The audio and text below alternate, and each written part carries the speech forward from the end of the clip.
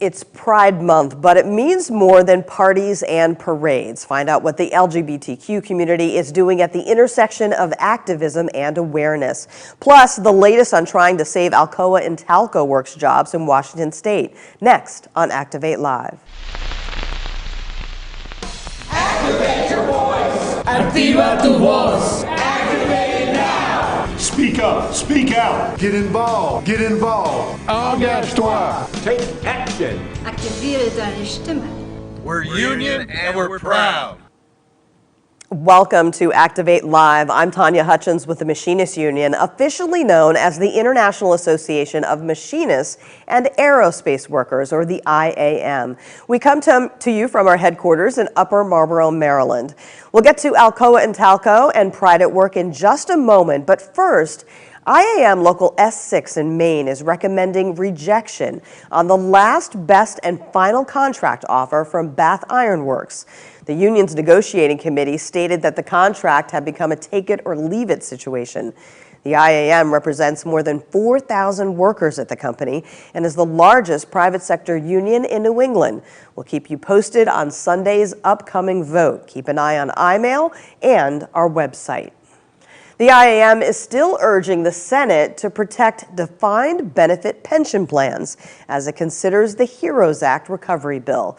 We want senators to remove the part of the package called the GROW Act, which would harm the multi-employer pension system by eliminating the safety net of the Pension Benefit Guaranty Corporation and make benefits unpredictable. We encourage members to send a message to your senators via IAM's Action Alert page on goiam.org. And TCU IAM strongly urges Congress to pass the Investing in a New Vision for the Environment and Surface Transportation in America Act, also known as Invest in America. It would authorize $500 billion over 5 years to expand funding for Amtrak and addresses safety issues surrounding the precision scheduled railroading operating model, such as a mandate on the number of crew members. Well, the Machinists Union has been trying to save hundreds of jobs at Alcoa Intalco Works in Ferndale, Washington for some time now, and has even received support from Industrial Global Union, which represents 50 million workers worldwide. The plant is the last aluminum smelter in the western United States. Joining us now to give us the latest on this fight is IAM Local 2379 member Brian Urban. Thanks for being here, Brian. Good. Thanks for having us, Tanya.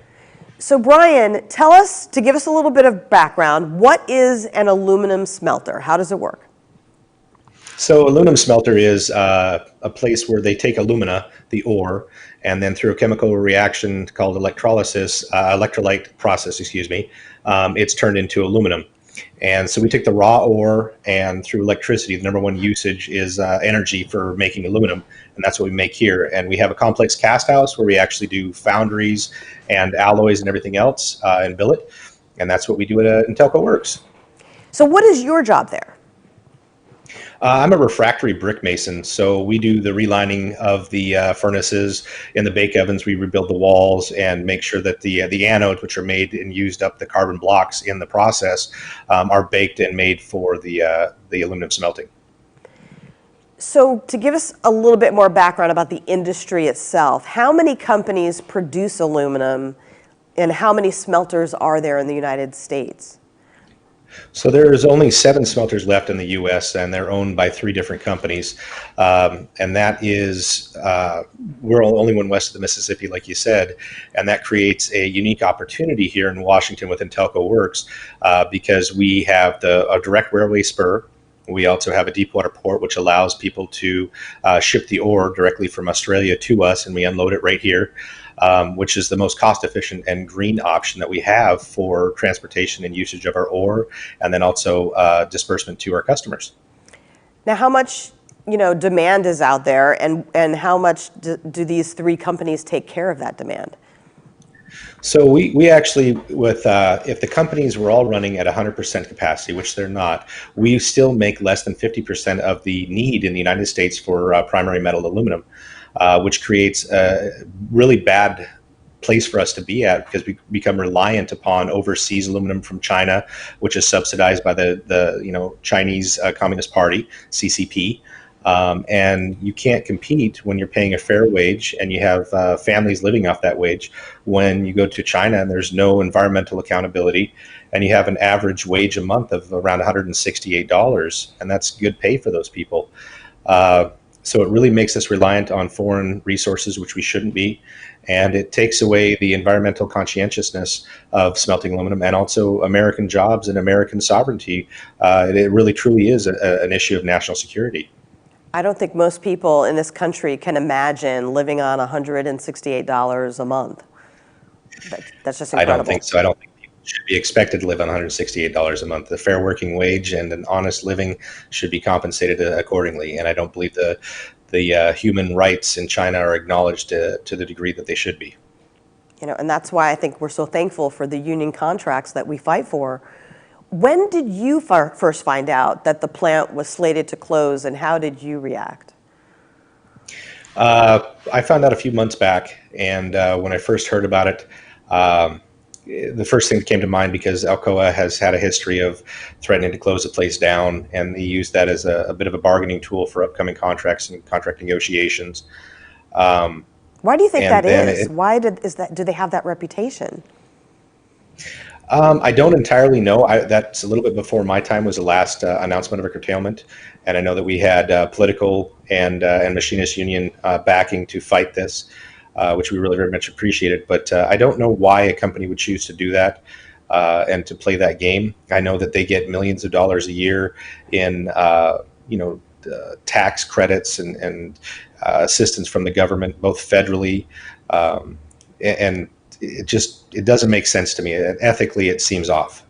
Now, you touched on this a little bit earlier, but how critical is this that Alcoa Intalco Works is the last smelter in the Western U.S.? I mean, what is at stake here in terms of the economy and trade when it comes to aluminum? It's going to be a huge impact. I mean, locally, if you look at just community, you have obviously tax revenues, and you have jobs. 700 direct with it, and you have more than 3 times with that if you take the contractors and the people that depend on this for supplying goods and equipment to the plant itself. But additionally, if you look at the school systems and the infrastructure of the community, they depend on that tax revenue for teachers for the schools, and for programs that they have. And it's going to be a big hit to Ferndale, especially with this place closing, and the community is going to it's going to be tough for them. And as far as the trade goes, the truth is that there's a lot of people out there lobbying to shut this place down on the Alcoa side, and we're not even producing half of what we need to be producing to the minimum of what the country needs. And you look up and down the West Coast, and we have a direct spur railway that allows us the opportunity through the most efficient means of surface transportation in the world, the railway, to do a remelt furnace up here and to recycle aluminum, which only takes less than 5% of the initial energy that it does to create aluminum from scratch. What kind of ripple effect will this have? I know you mentioned the community, but what kind of ripple effect would it have in the manufacturing, aerospace, and automotive industries in terms of supplies? So they're already starting to feel that a little bit, and the reason why is because they're bringing in alloys and foundries and whatnot, and so those companies in the aerospace and the aluminums, companies that car manufacturers from Ford to Toyota and everything else, they're now going to be pushed to go find overseas aluminum or out of country aluminum, which raises a concern of cost and transportation and accountability of environmental impact that we haven't seen before. Jobs are going to be cutbacks. They're not going to be able to provide the workforce with a meaningful way to make a means of a living, and it's going to be felt far and wide, and I don't think it's going to be felt to its full extent for some time, even after the closure, just because it takes a while for it to trickle down and to really be felt by the rest of the Western United States. So what efforts are we making to try and save the plant? Because I know there are efforts out there. We're trying. You know what? I'm glad you asked. I absolutely, we appreciate it very much. The truth is that we have had an amazing local community uprising with people's support and everything like this. On the political side, we have had great support from Doug Erickson. Senator Erickson has done a lot to fight. In the last couple of times they threatened curtailment out here, he's at it again. Luann Van Werven for the community local, again fighting for it. And then some of the other politicals are getting involved on the Trade Act, pushing the Trade Act through for the people that are displaced because of this, to get additional training for other jobs. And the IAM has been great to push together a movement for a petition, which is on our website at www.saveintalco.com. Which we could use any and all support if you guys get a chance. And you just click on the sign the petition to either the Washington State Jay Inslee or to the President Trump. And recently Jay Inslee went and drafted a letter to Alcoa, kind of urging and pushing the issue of, if you're not going to smelt aluminum here, are you going to sell it to someone who will smelt aluminum here? And, what can we do to work with you and push things forward? And that's really the question is, Alcoa has obviously other smelters in other countries in the world, and we understand that. But to look at the bigger picture of accountability on the environment side, accountability on the human rights side, and pollution and carbon and everything else like that, there's an awesome opportunity right here in Washington State to keep it going. And I think that Jay Inslee came in with the help of the IAM and with the help from other political parties. We very much appreciate it. And it's amazing that I get to drive through a town that I call home, and I see all of these placards that say Save Intalco. And that's it kind of keeps you motivated to continue the fight, even though it seems like a very uphill battle. I see a lot of support on social media, and you just mentioned you're getting a lot of support in the community. On social media, we see a lot of support for the workers being featured. We have some comments right here that we'd like to share with you. Kathy Tuttle-Donahoe saying Ferndale School District relies on those tax dollars from Intalco. So you're right, that's part of that effect that you were talking about. Yeah, absolutely. The teachers, the schools itself is offset from what they call the Cherry Point Industrial. So you have a couple of other companies, oil, and you have us as Smelters, and they make up a majority of the tax dollars going into these schools and going to these programs. And so it's going to be felt. And I think we can all agree on one thing, regardless of whatever our background is, that we don't need less teachers and less money for education, and that's going to hit hard. So I think you did mention how we as union members can help. Is there something else we can do besides calling and writing and signing the petition? Absolutely. Comment, like, share on the Instagram, the Snapchat, Facebook. Engage with your local leadership, engage with your politicians, and stay strong out there and stay positive. I believe that perpetual optimism is a force multiplier. Keep your head up. There's been a lot of very, very good men and women out here have been laid off, friends of mine even, and keep your head up, stay positive, and stay in the fight, stay engaged, and write your senators, your congressmen, and take this seriously, because this affects everybody in the nation, not just Washington State and not just Ferndale. Brian Urban, we thank you so much for taking the time to be with us and explain what's going on and how the fight continues. We're not going to give up. Thank you very much for having me. So let us know what you think about saving jobs at Alcoa Intalco Works in Ferndale, Washington, and the importance of North American workers supplying North America. Share your opinion right here on this video. And if you have a question for our next guest, type it in now. We may use your comment as part of the show. Well, it's Pride Month, a time to recognize the contributions and accomplishments of the LGBTQ community. Some activities are virtual this year due to COVID-19, but that hasn't stopped activists from making their voices heard. Add to that a landmark Supreme Court decision that came down Monday banning discrimination against LGBTQ workers. IAM International President, and there you see the statement from Pride at Work, And we'll talk to Jeremy Davis about that in just a moment. International President Bob Martinez tweeted that LGBTQ workers have finally won the basic right to not be fired for who they are.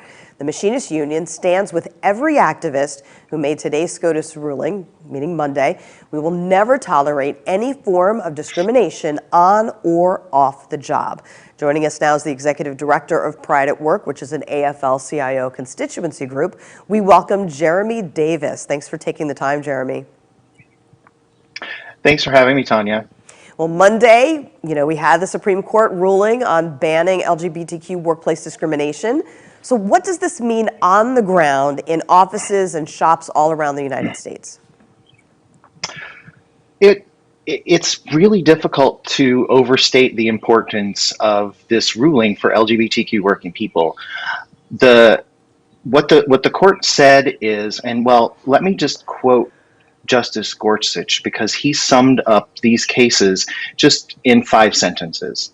In Title VII, which is Title VII of the Civil Rights Act of 1964, Congress outlawed discrimination in the workplace on the basis of race, color, religion, sex, or national origin.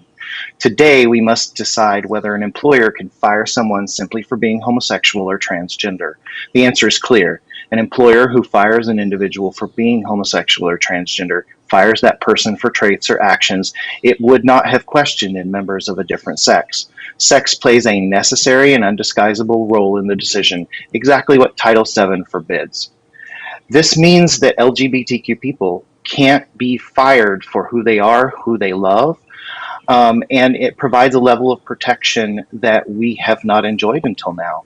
There's no federal law on the books that explicitly says that sexual orientation and gender identity discrimination is prohibited. But now, because of this ruling, the prohibition of sex discrimination can be interpreted that way. There are, fewer than half the states have a law like this on the books as well.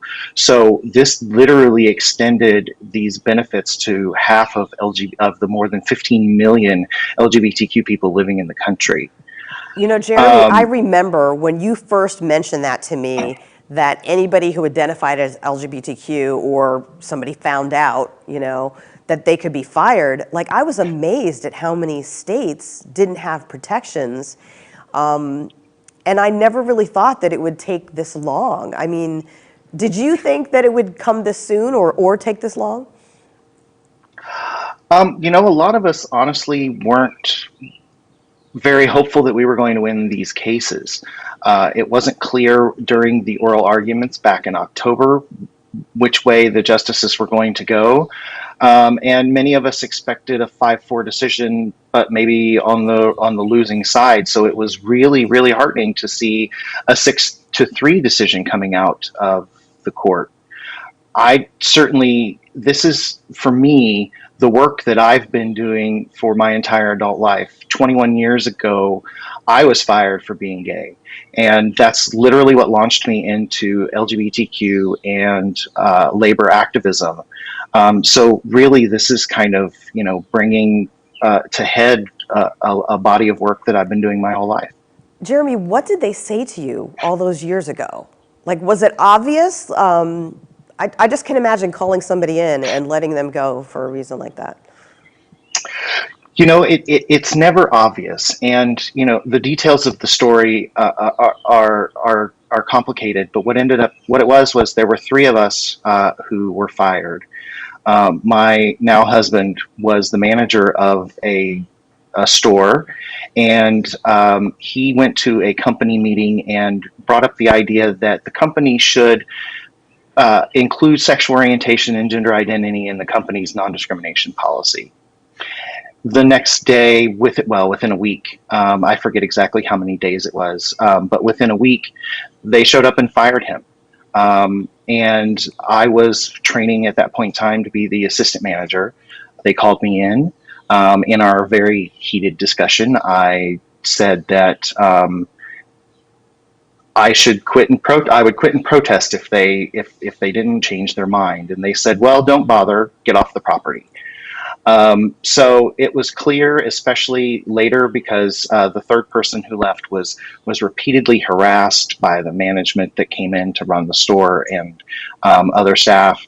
So it became obvious. And the thing that I'll say about this is Indiana still doesn't have such a law on the books to protect LGBTQ people, but we ended up negotiating a settlement with that company, and the reason is because an organization like Pride at Work, well, it was Pride at Work, stepped in and brought labor unions to bear in this process.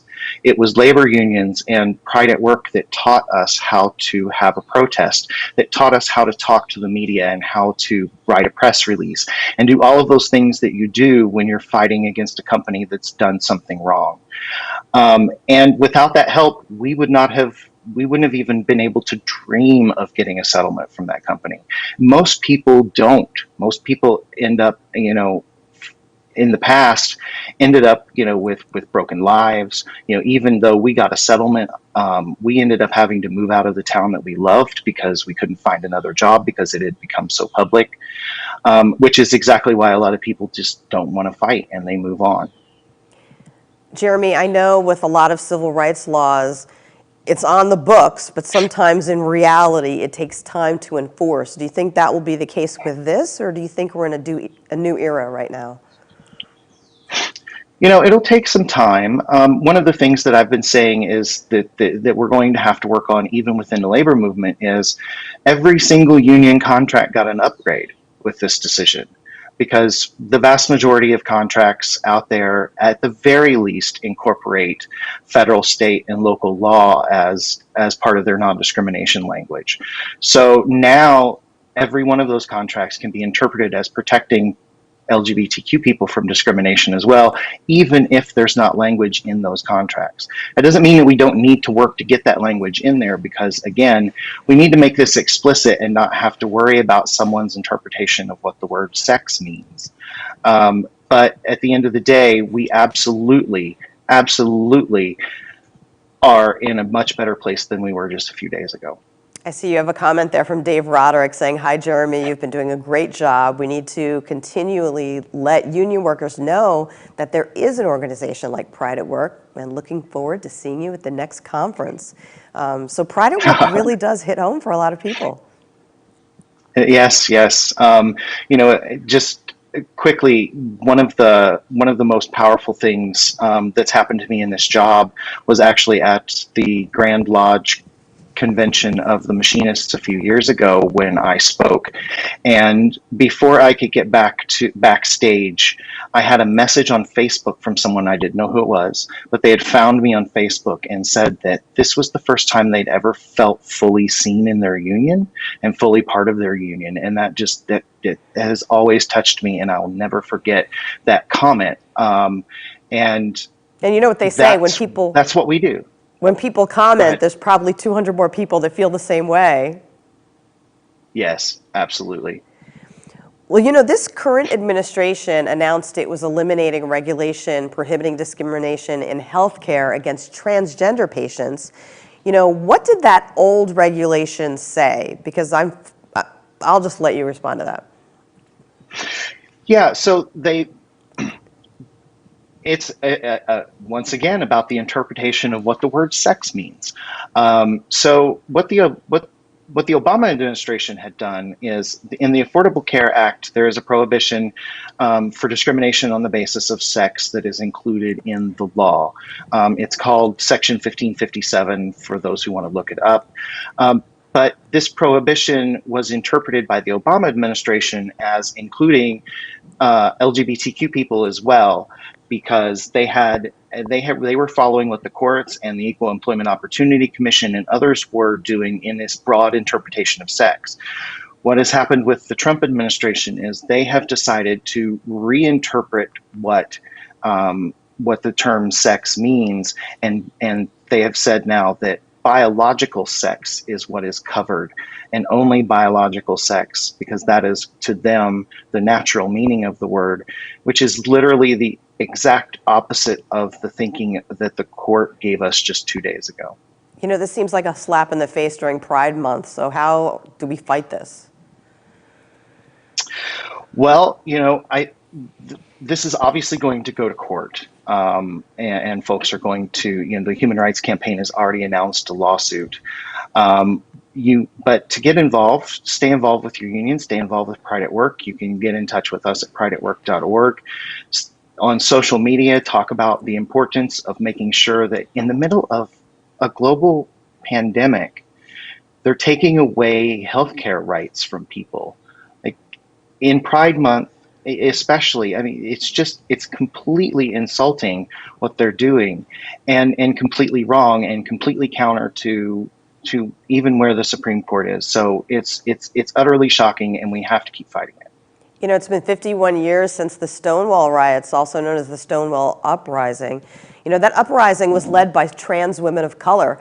Tell us more about that historic moment and the fact that we are still fighting for equal rights for the LGBTQ community today, amid trans women of color being killed in this country.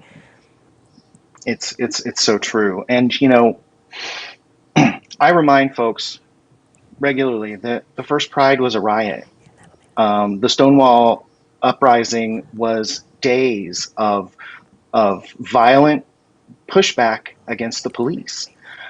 In fact, in the time between 1959 and 1969, when the Stonewall riots happened, there were more than 20 such uprisings around the country of folks fighting back against police violence to LGBTQ people. And a lot of those uprisings as well were led by trans women of color.